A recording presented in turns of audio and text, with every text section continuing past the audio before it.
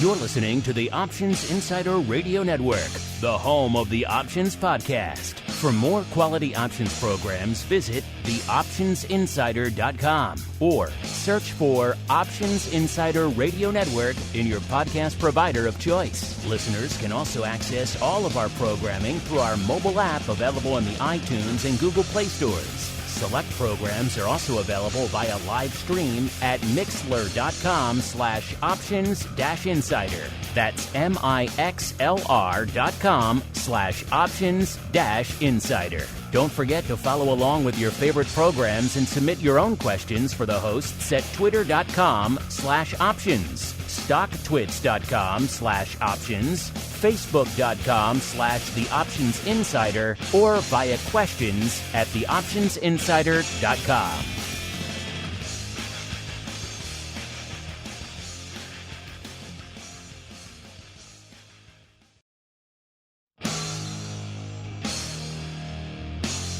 And now, it's time for the show that breaks down the options market from unusual activity alerts to market analysis, strategy overviews, listener questions, and much more.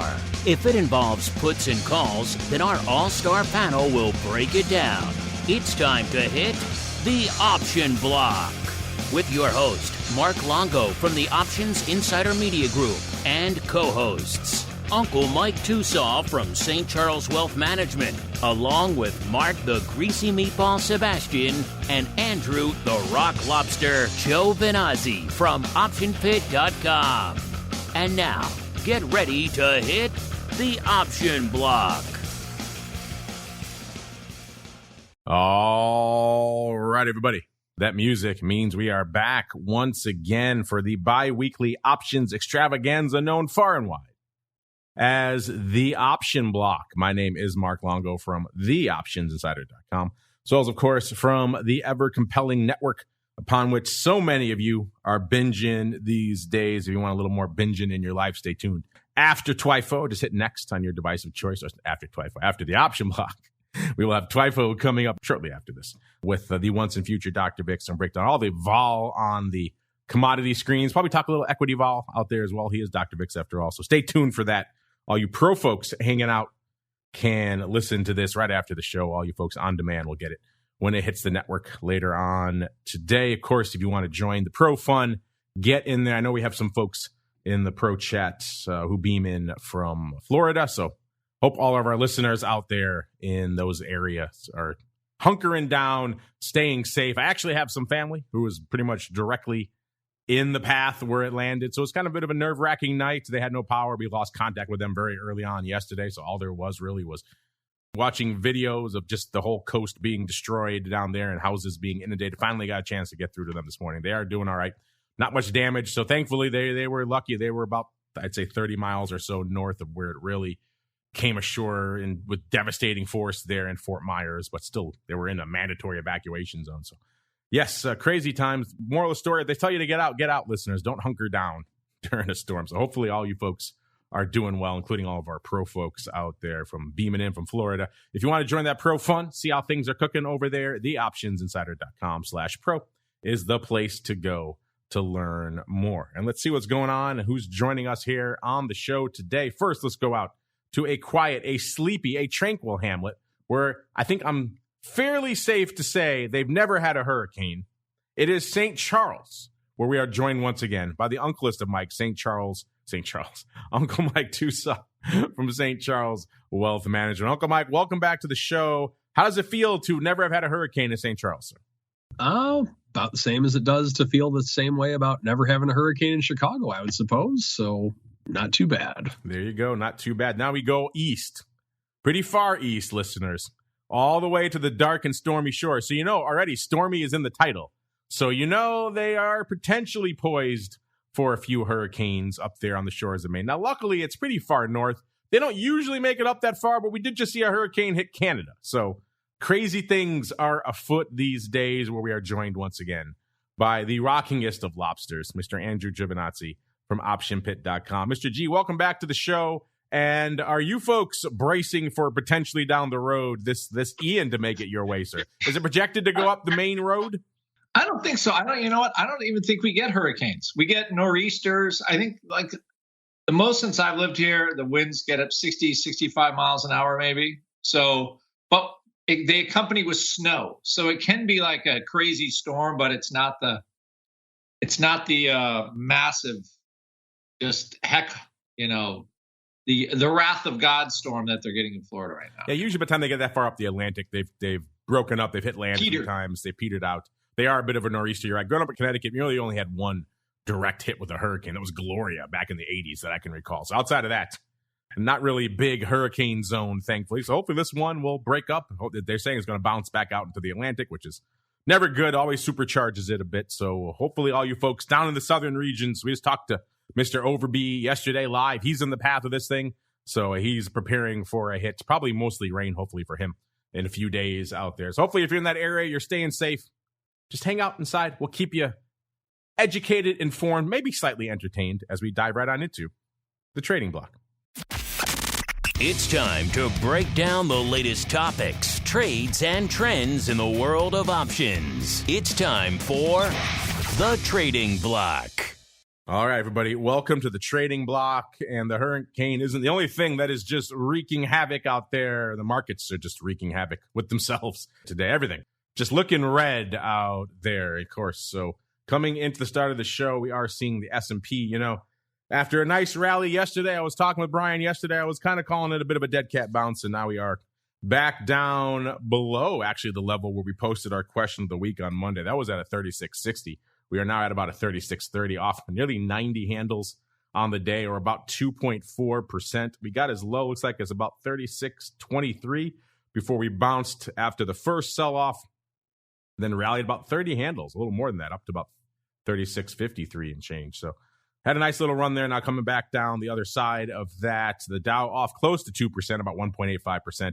NASDAQ leading the charge yet again, off about 3.25%, almost 3.3%, 364 handles to the dark side for the NASDAQ. So yet another day of downside here, listeners, in the market.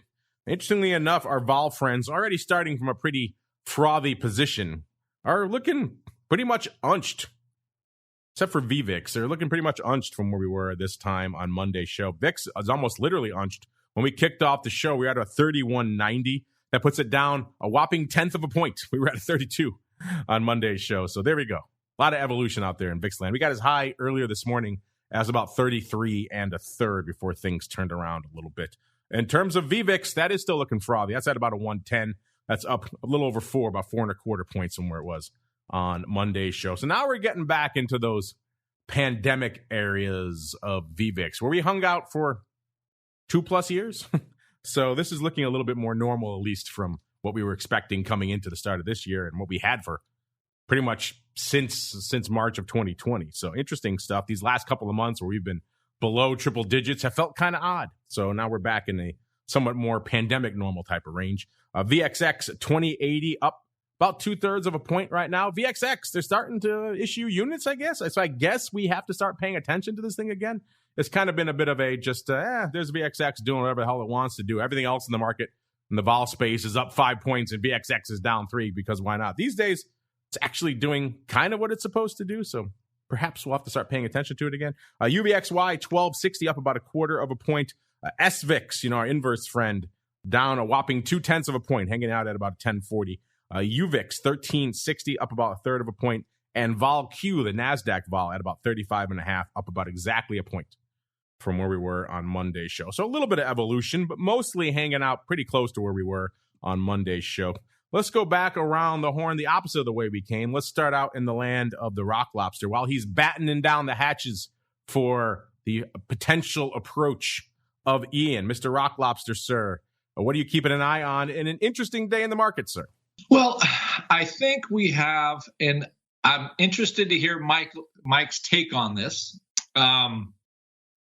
So, the Fed raising rates because clearly there is, and I think a lot of our inflation troubles are generated by central governments, G7 governments, Democrats, or whatever. They're spending money like drunken sailors, right?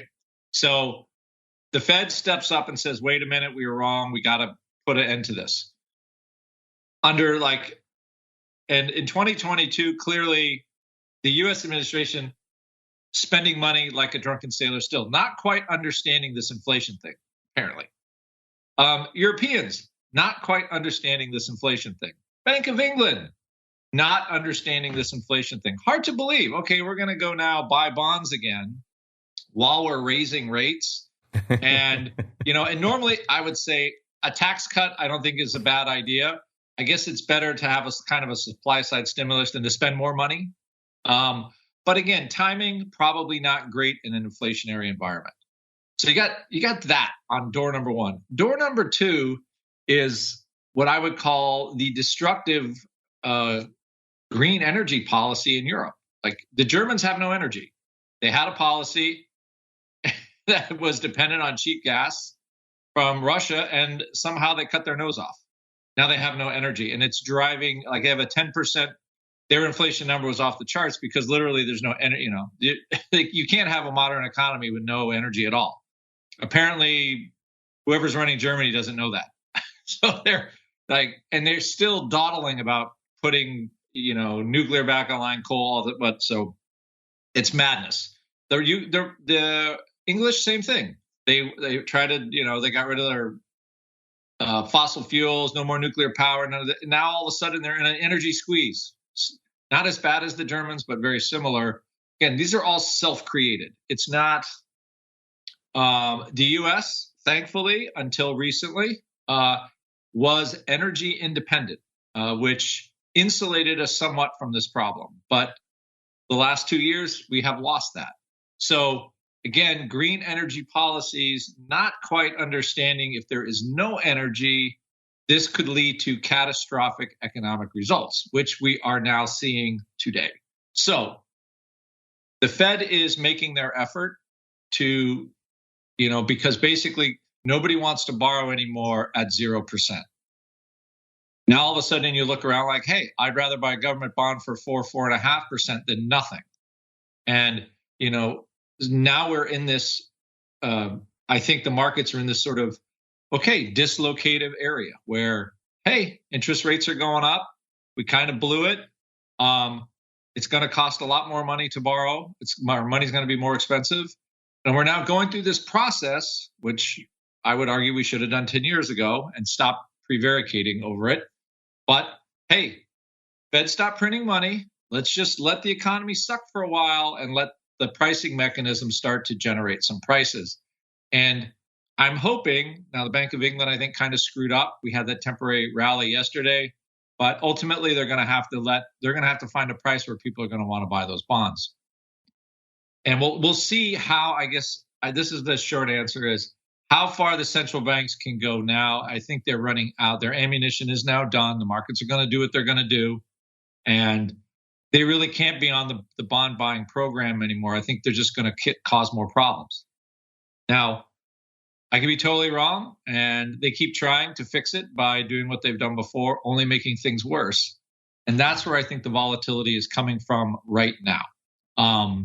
So I think there was some sort of inclination like it was transitory. And I think everybody can look and see energy prices are causing tons of these problems with the massive government spending, all the dollars that have been thrown around. Now, those are two policy things that can be fixed, yet we're not addressing them. So till they're addressed, I think we're still going to have inflation, although it might not be as bad as it was. But I don't see how it's going down. Nobody with a grocery bill is seeing it going down. Although some parts are starting to soften up because, higher rates are taking effect. But I think what we're now is, I believe we're trying to get out of this central bank enabling process. And for the financial markets, especially for stocks, that could be a painful process. You're looking at a lot of companies in the S&P 500. I'll just take Intel. It's like at a 6-7 year low, right? And they're supposed to be getting a ton of money to build fabs. So there is, basically nobody cares. They're getting rid of stocks. They might be moving into safer assets that pay higher interest rates. And we're back to basically 2008 interest rates, which probably is where they should have been in the first place. There was no reason for them to be as low as they were. And we now have to deleverage. And it's going to be painful. And that's what I think. Tell us how you really think, sir. But those folks over there in England, yeah, maybe they might want to crack an Econ 101 textbook. Some of the stuff that's coming out of the Parliament and the Bank of England over there makes you kind of just scratch your head saying, do they not realize what type of environment we are in right now? But I digress. Let us keep on rolling out to the land of Uncle Mike. You know, listeners, it's always refreshing on a day when the S&P is down over 2%, NASDAQ down over 3%, red everywhere on the screen. It's always refreshing to check in with our permeable in residence, Mr. Uncle Mike. Mr. Uncle Mike, sir, what is lighting up your tape on a decidedly not Uncle Mike type of day? We're all going to die. Oh, wait. I'm sorry. Hold on. I thought my mute button was still on. I forgot to hang up with you. I'm sorry. That is not Uncle Mike that I just dialed to. I thought my mute button was still on. I'm sorry. I screwed that up. So, no, I mean, on today, when we are, again, retesting or coming to the area of where we were in mid-June, the 36 level. I mean, we went below it, but we're in the low 3600s. So we're kind of testing that level again. And so I guess just one of the things that I think, what happened this summer that was really good that made us rally like we did? So in other words, in the start of the year, the market goes down, it comes up, it goes down. It keeps making lower highs and lower lows. And we had the low point in mid-June. Then we channeled for a while, but then we had this rally starting in mid-July, peaked out in mid-August. And then we're kind of back to where we were in mid-June again. What happened in mid-July that sent the market up as much as it did, almost 15% in that time frame? Why did we go up so rapidly high during that time? And I can't figure out what sent us up besides either short covering or a bear market rally or something along those lines. Now, once again, I want to reemphasize that over the long term, I'm still the same bull that I've always been. The stocks do go up in the long term, and 100% of the time when we've had pullbacks, the stock market does come back. When is the key word, of course. But right now, the fact that we've had such a ridiculous rally from the COVID lows, I mean, we got to take our medicine in some way, shape, or form. This has just been a harsh, cruel fact of life for all markets since markets have existed. Now, of the things that are happening right now, are we printing money like it's going out of style? Yeah, no doubt about it. And at some stage, when you just literally give people money like we did during COVID, inflation's going to hit at some stage. And so I don't think it's transitory. It obviously was not transitory, but a lot of times things get better before people think they're going to get better. Now, I think the next level down in the S&P, we have to be careful of, because I think the next thing that I'm looking at is we're going to the 3,300s if we continue to go lower. Now, granted, we've held 3,600 this week. We'll see if we can continue to hold it, and we might not even hold it for the rest of the show. Who knows? But I think that right now we're at a spot to where if you have the stomach for it and you want to buy the dip, then now could be a dip to buy. We were at 4,800 earlier in the year. That was the all-time highs we were at in January. Now we're at the 3,600 level. We're roughly 25% down. Stock market's lost 1/4 of its value since January. And it's ironic that any other sale that exists on the planet, if it's a sale at Walmart, a sale at the local hardware store or whatever, people run to it. Stock market, though, people run from it. So if you're a longer term investor, I would have no problem putting new money into the stock market for the long term right now. None whatsoever, because if it goes down, then it has lesser of a spot to go back until it goes to its all-time highs.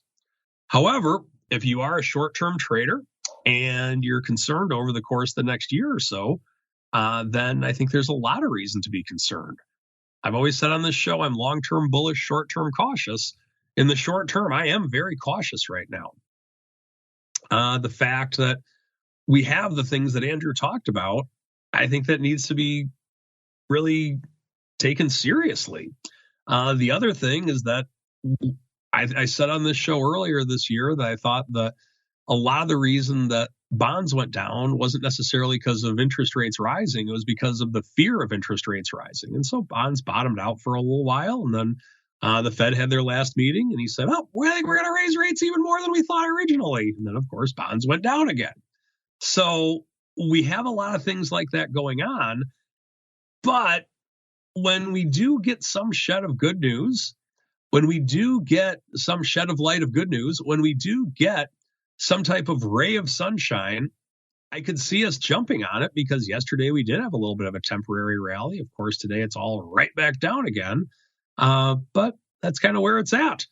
And to give people some perspective on the marketplace this week, we started the week off, I believe, at roughly 36.90. We're at 36.30 right now.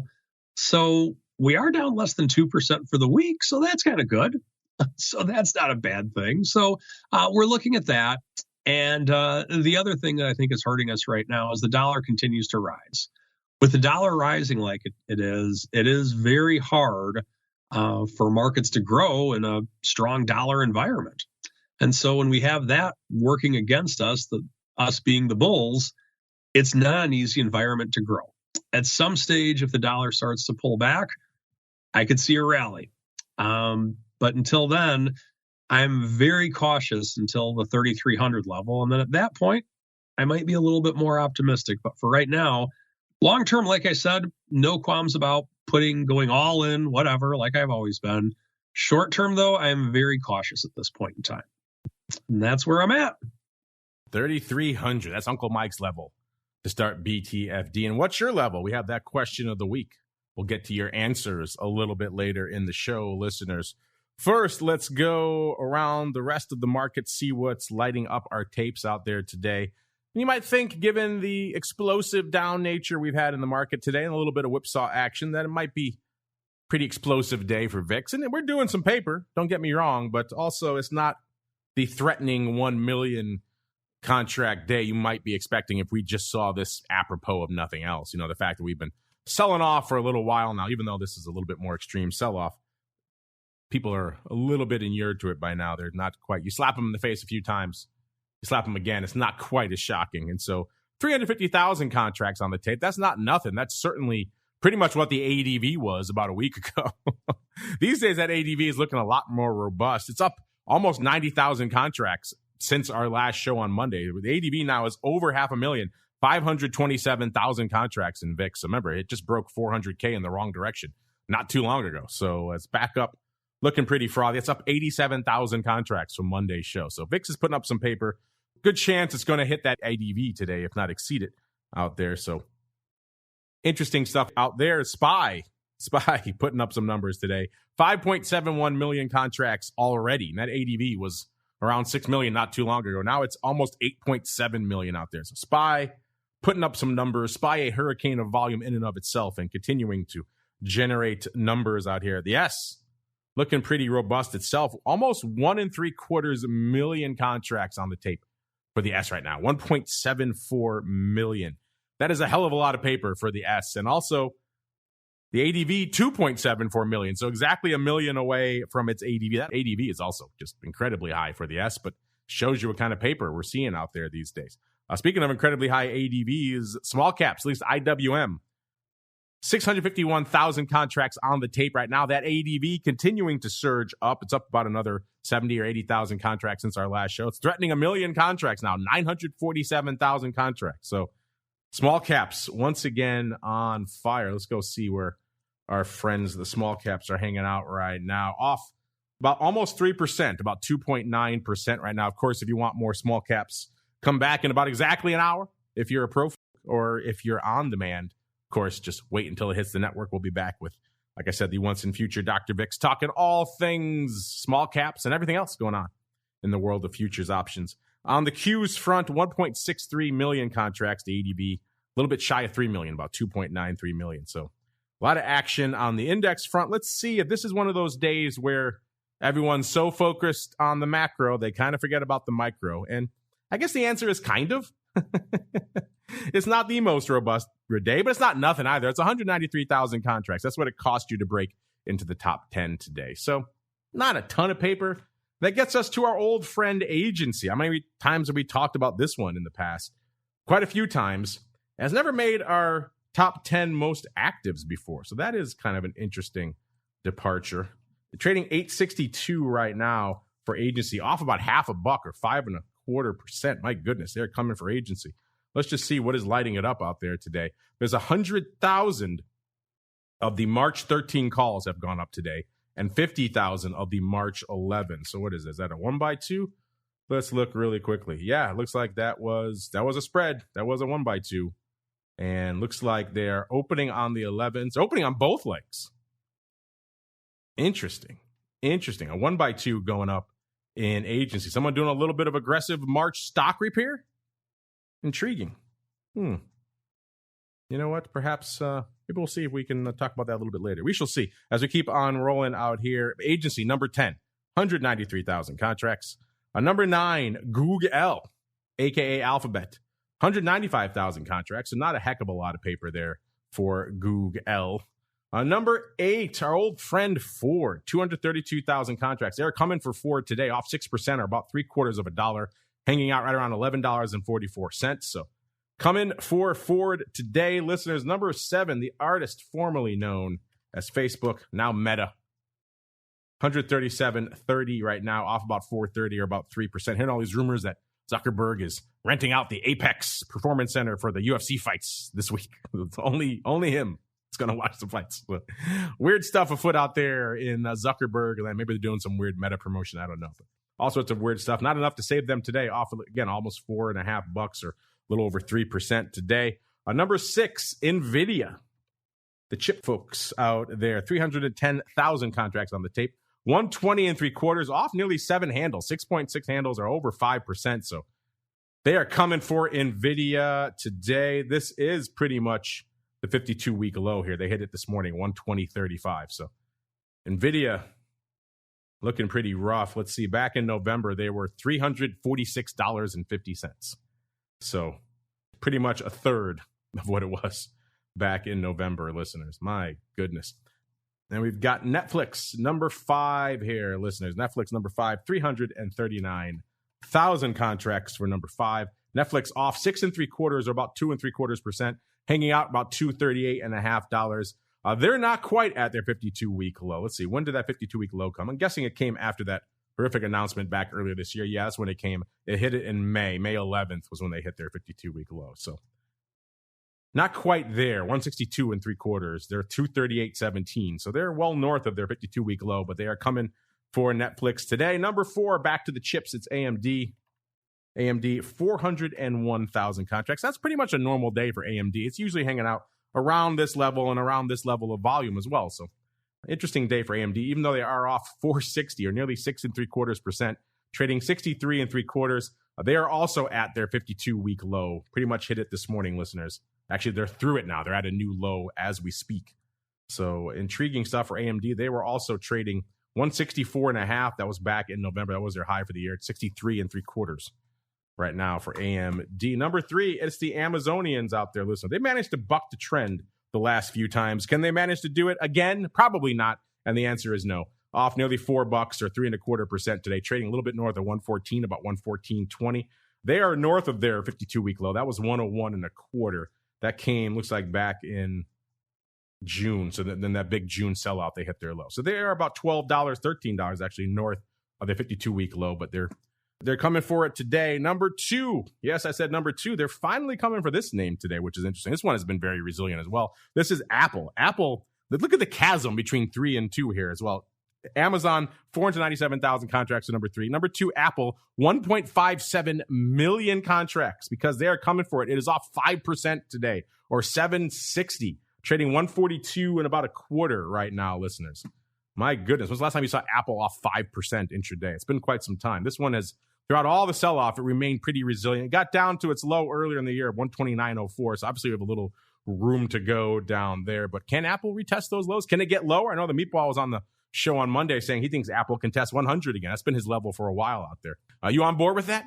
You down with that, listeners? Nearly 1.6 million contracts changing hands today. So some folks are obviously on board with what's going on out there, or scared to death about what's going on out there in Apple. And rounding out our list yet again, number one spot again. It has really kicked Apple to a number two spot. Even closing in on 1.6 million contracts, not enough for the top spot. That is Tesla. Almost 1.7 million contracts on the tape for Tesla. 268.5, down about 19 and a quarter right now, or 6.7%. They are coming for this one today as well. They are well north of their 52-week low as well. That was 206.86. They hit that back in May, actually, interestingly enough. So not quite there today, listeners, 268.5. So intriguing stuff. We are seeing some earnings this week. Cracker Barrel earlier this week, Bed Bath & Beyond today, Rite Aid today, CarMax, Micron, and Nike today. Carnival tomorrow. We do have hot off the presses for your education and entertainment and enjoyment. We have an earnings move result reports from our friend over there. I heard rumors Matt's in town this week. May have to see if I can hook up with that guy. We'll see. But CarMax popping off before the bell today. 86.40 is where they were trading going into their announcement. They're pricing in 7.6%. Get this, listeners. They're trading down 22.3%. Oh, my goodness. They are coming for CarMax. Right now, it is still off 23.5%. So I said it went into its announcements, 86.40. It's $66 right now. $20. My goodness, they have come for this thing. Wow. CarMax. I guess the bubble for used cars is finally over, listeners. My goodness. Wow. $20 for CarMax. Yeah, you had Napa this morning as well. They were yesterday after the bell, I should say. They were pricing in 6.1%. They went out into their announcement $14.81, and they delivered 13.4% out there. So intriguing stuff for them. A lot of those reports you can check out for yourselves. We have upcoming after the bell today, Micron. $51 even is where they were when we ran this report this morning. They're pricing in $294. In the past, they've moved $268. They probably moved that much already today, listeners. Let's see. Micron, they're off 2.3%, so about $1.17. So not quite that much, but a nice little move out there. Nike today after the bell as well. Almost $100. 98.70 is where they were when we ran these numbers. They're pricing in pretty much exactly $7. In the past, they've moved $6.33. And Nike off right now, 3.7%, hanging out at $95. So it's down almost $4 from when we ran this report this morning. So it's already moved quite a bit, listeners.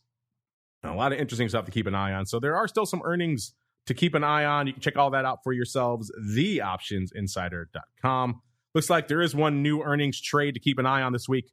Matt and his team adding a long calendar in Micron when the stock was right around $50, $49.88. Looks like they picked up the October expiring on the 14th 50 calendar. And this is a long-term calendar. They went out to June. This is a June 55, October 50 calendar. Wow, that's interesting. That's interesting construction. I'll have to dig into that a little bit more. And it's diagonal as well. So intriguing stuff. You want to check that out for yourselves. Our earnings trades report there for your information and education, all for free, theoptioninsider.com. We got to keep on rolling. It is time to unleash the eye of Sauron. It is time for the Odd Block. It's time to break down the most interesting, unusual, and downright questionable options activity that's been identified by theoptionsinsider.com. It's time for the Odd Block.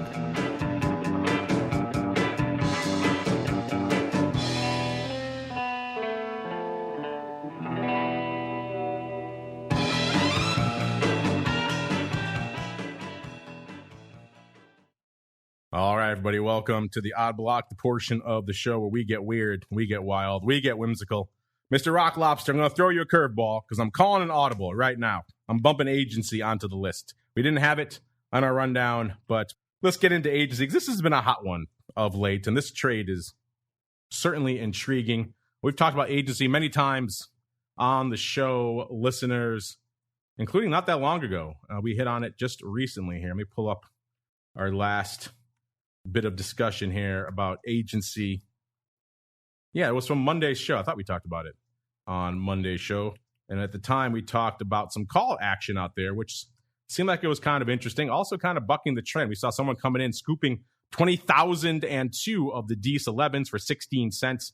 Seemed like an odd trade. The stock was $9.91. It was doubly odd because if you've listened to our pro shows, Options Oddities, we've been talking about fading agency for quite some time. There's been a ton of put paper, including someone loading up on 25,000 of the OCT12 puts the last time we talked about them, when the stock was $12.50. They paid 40 cents. That worked out pretty well. The stock's much lower now. But even the Meatball said they've seen it on their big money flow. A lot of fades coming in for agency, which makes this print kind of interesting. Let's get into it a little bit. Right now, agency 862, like I said, off almost half a buck today, or 5.25%. So they are coming for agency. A year ago, it was nearly $16, $15.97.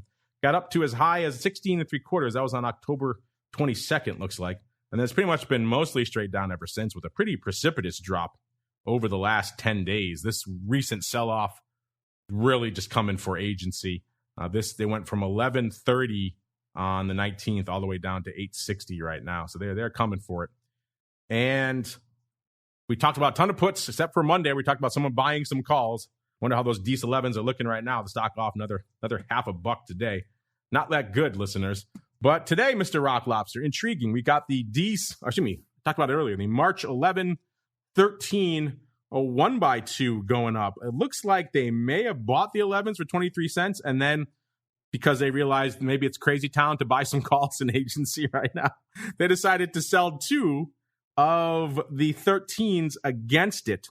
So they sold those for 9 cents. All this kind of went up funky, so they could have done it the other way. If they did, that would be certainly interesting, because then you're prepping for a big upside explosion. And, of course, it could be someone maybe trying to cover some shorts out there. There are a ton of shorts in agency right now, so trying to protect themselves against an explosive move to the upside. If you're selling one buying to 11.13, you're prepping for a big move to the upside, listeners. I think it went up the other way, but I'd be curious to hear the Rock Lobster's thoughts. Also, this is opening on both legs, and the vol here is about a 45 on both legs. So interesting stuff. Mr. Rock Lobster, we talked about agency on oddities a number of times. I know you guys have talked about it in the flow. It's mostly buying puts. Until this week, we got in call action. What are your thoughts here, sir? You know what? I'm looking at this, so I don't see how this 1x2 is not buying one, selling two. Because you know from the price action, that's 18 over 23, which is what, a nickel? So yeah. And 13 is the high of the stock when rates were lower. So I mean, this is just, so all this put buying we now know, of course, was because who wants to own a security like this when rates are going up and you can just buy a 10-year treasury for 4%, right? Why would you buy one of these stocks, that are paying what? They used to pay 3.5%. I guess now the yields are higher. But even I guess the yield is up to 5% on this one now. So to compensate for the risk, this stock is in Palookaville. So all those, how many of these, like Chimera and Ares Capital, there's so many of these like levered mortgage-backed security company, they're doing all this kind of interest rate flim-flammery. I still don't get how they do it. But that is above my pay grade, which I readily admit. But at this point, I also saw 10,000 of the DS10s going up today, and that to me looked like buying as well, which I was a little surprised. Yeah, it was the DS11s on Monday, so now they're just, why not roll down another strike and do the 10s too? And I think again, this is all speculation, but with my rant at the beginning, if there's some policy change, if there's some tacit admission that some of these policies aren't working and we might try stuff that does work to sort of drive prices down, you could see that this year could be the peak, even though the Fed has been pretty clear. As long as they're seeing rates the way they are, they're going to keep raising, like a la Volcker, right? So this to me is a straight up bet that is not going to happen. Now the difference is this customer is using margin and not risk dollars. So, I really think that for this thing to go to $15 would be some kind of a short squeeze. And I don't think the stock it does not appear to be,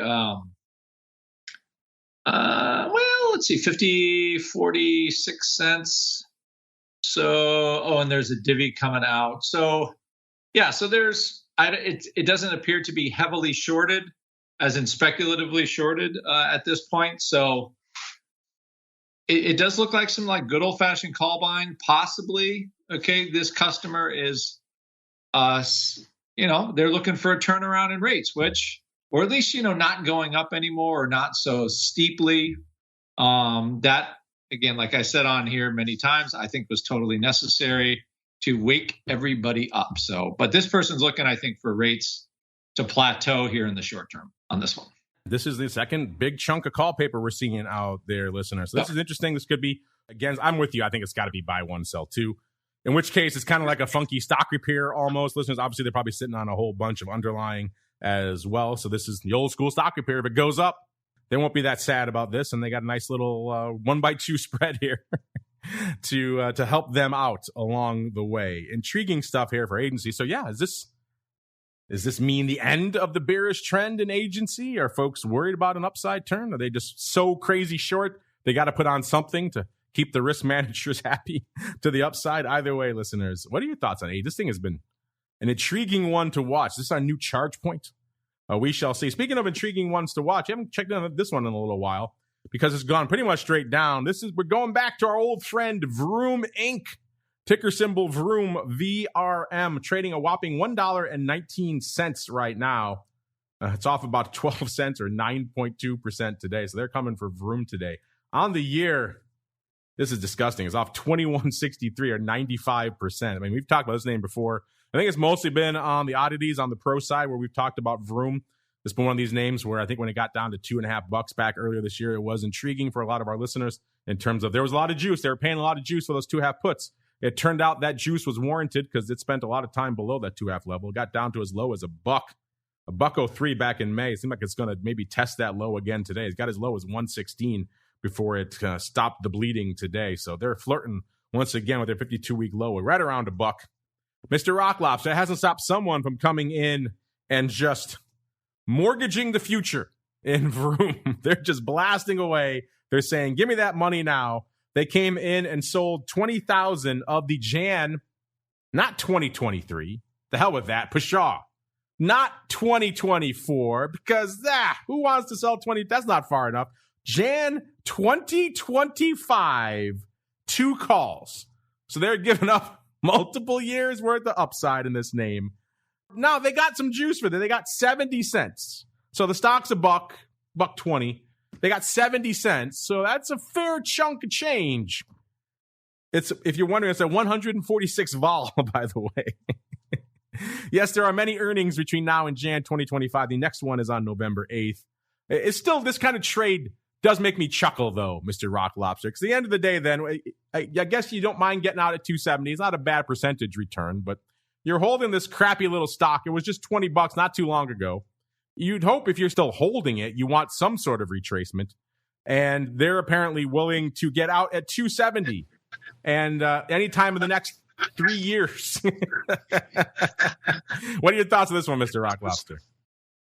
I have to say, I guess if you're, you buy the stock here and you sell those calls, the return on capital for that amount of time is pretty good, right? You're looking at, 70% return, something like that, 50, 60% return.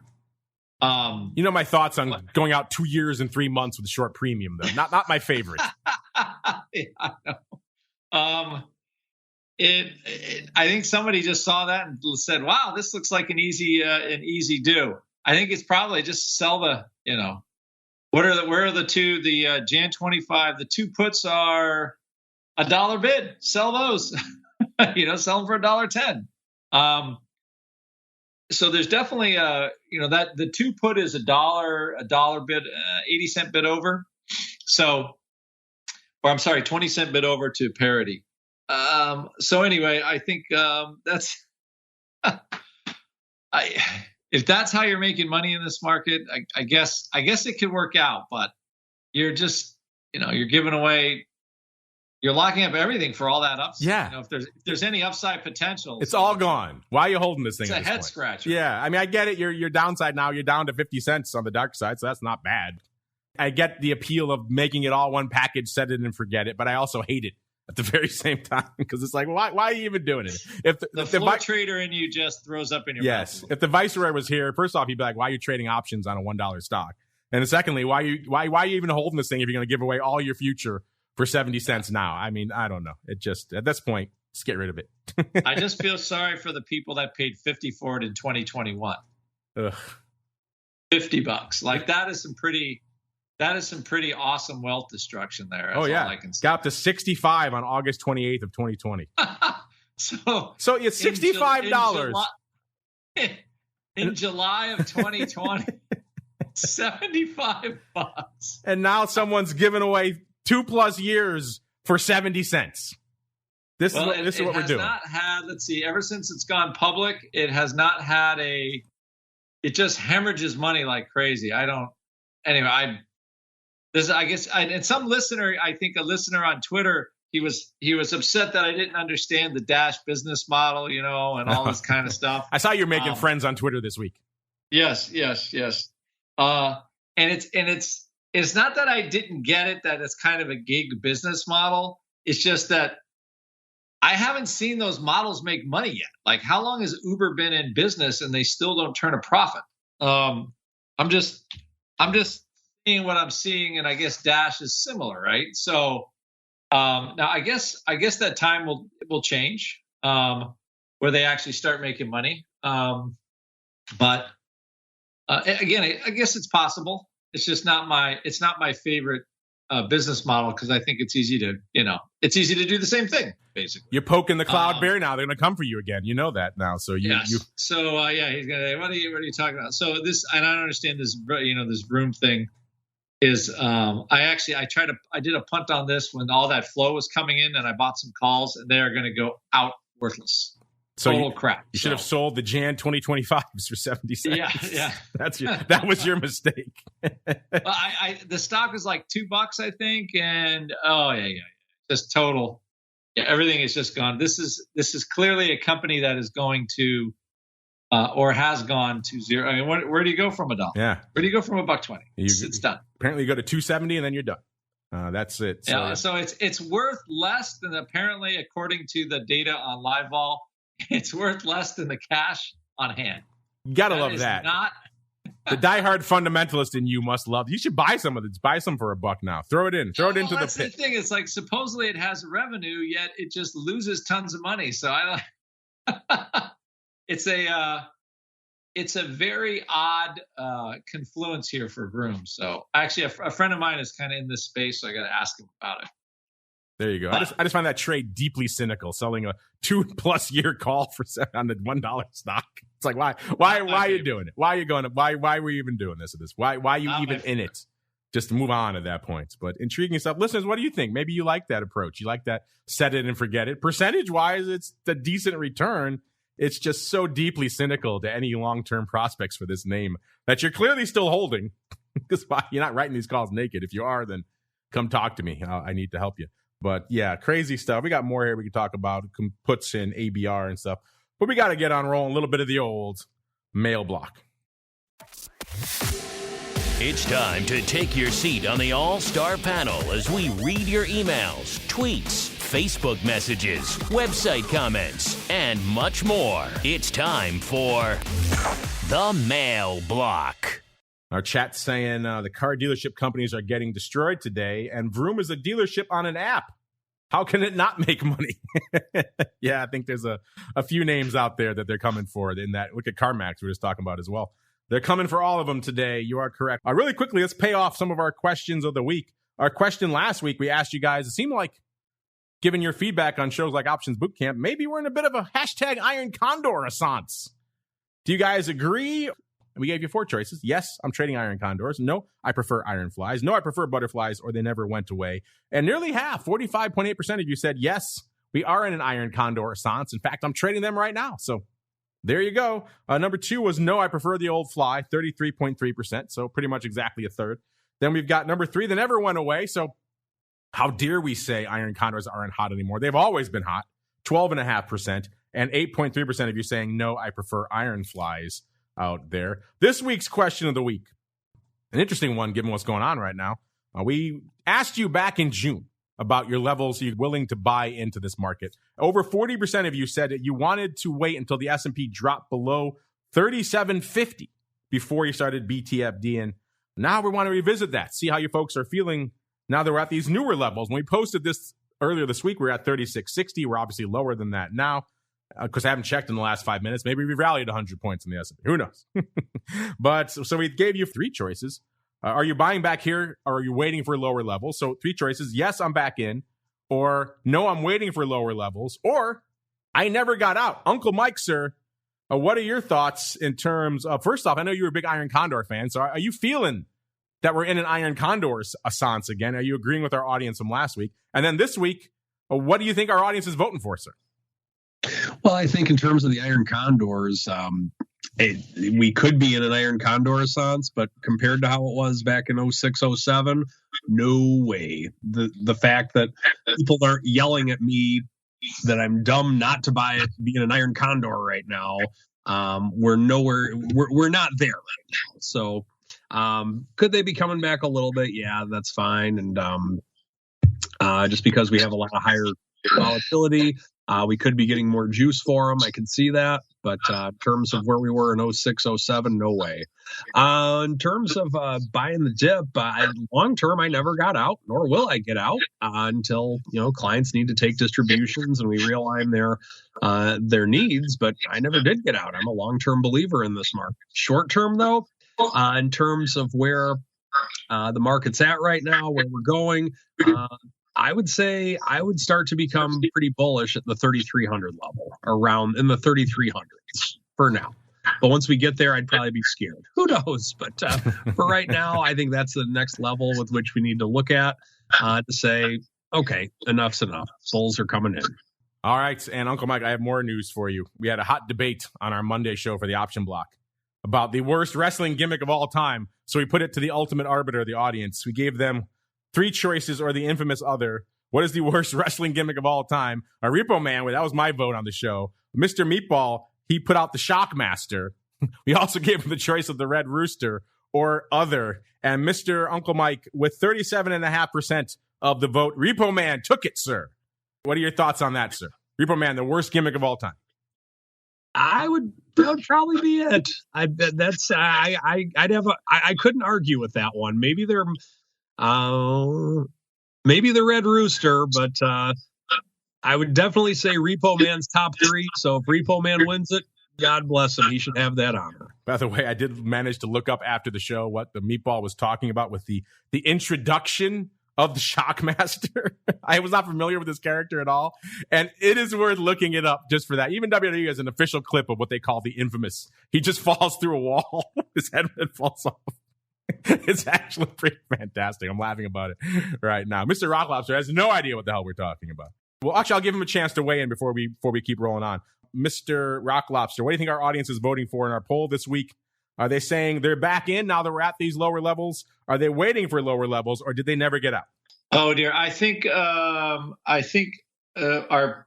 people are waiting for lower levels. That's what I think they're saying. And I'm actually, I have to say, I am myself. I'm still sitting on some bucks. I did buy some in June, and then we started rallying again, and I stopped.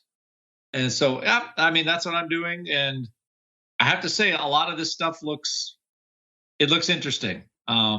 So anyway, I think, I think people are waiting to get in, Good time to have some bullets, as we used to say, down on the floor.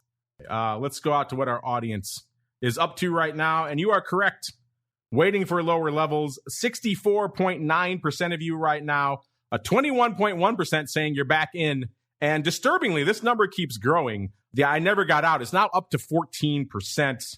I feel for you folks. If you've been riding all the way down, hopefully listening to this show, some of our other shows, you've armed yourself with a few techniques to at least mitigate some of that pain, so you're not just riding it right back down again.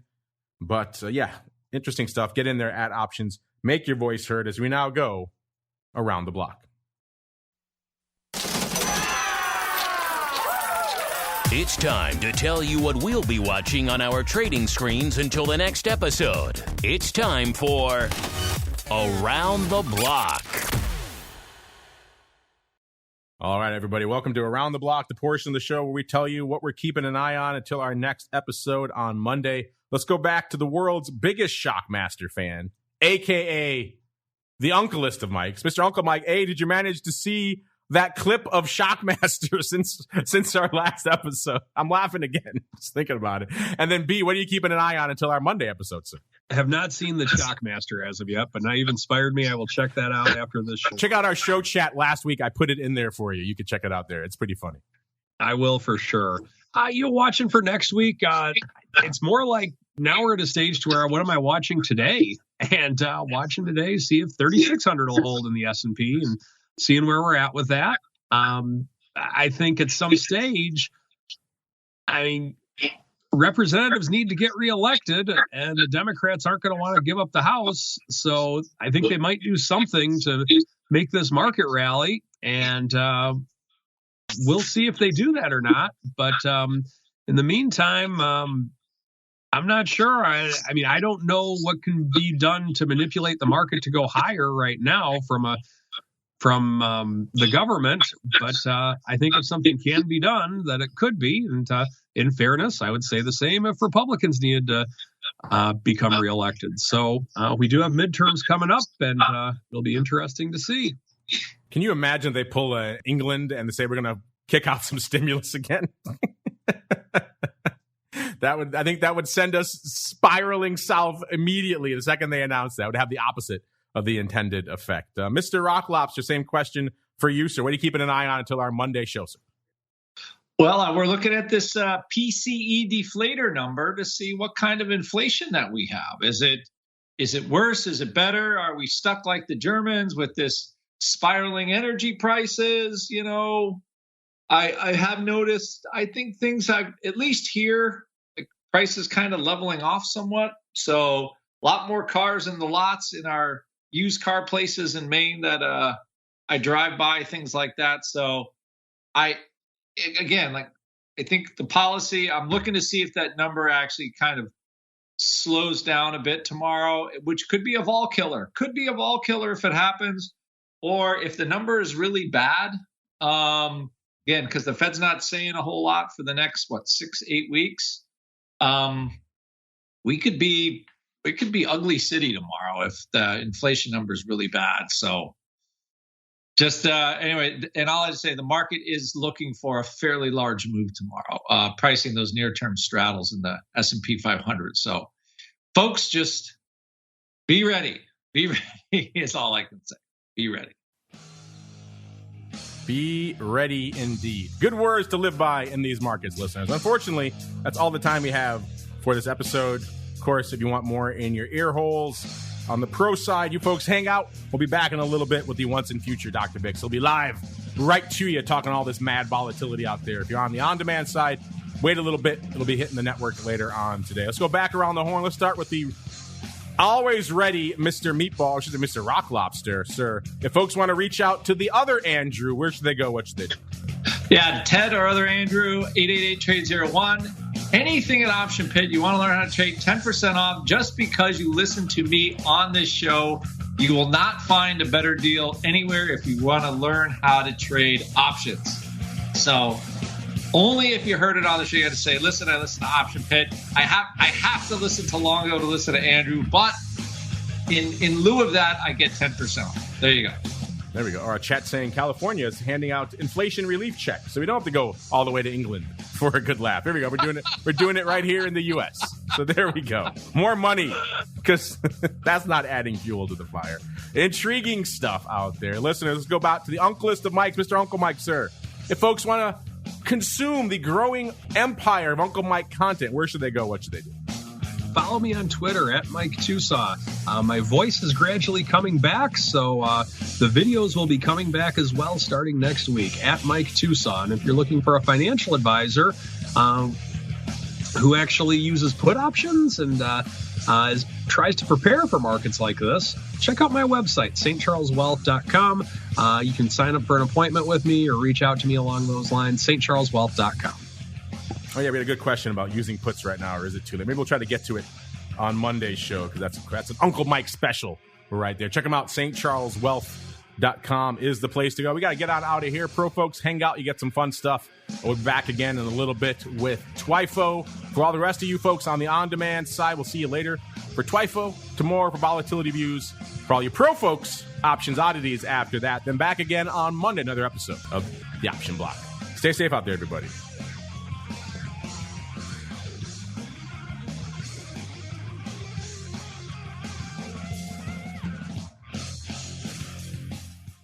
You're listening to the Options Insider Radio Network, the home of the Options Podcast. For more quality options programs, visit theoptionsinsider.com or search for Options Insider Radio Network in your podcast provider of choice. Listeners can also access all of our programming through our mobile app available in the iTunes and Google Play stores. Select programs are also available via live stream at mixlr.com/options-insider.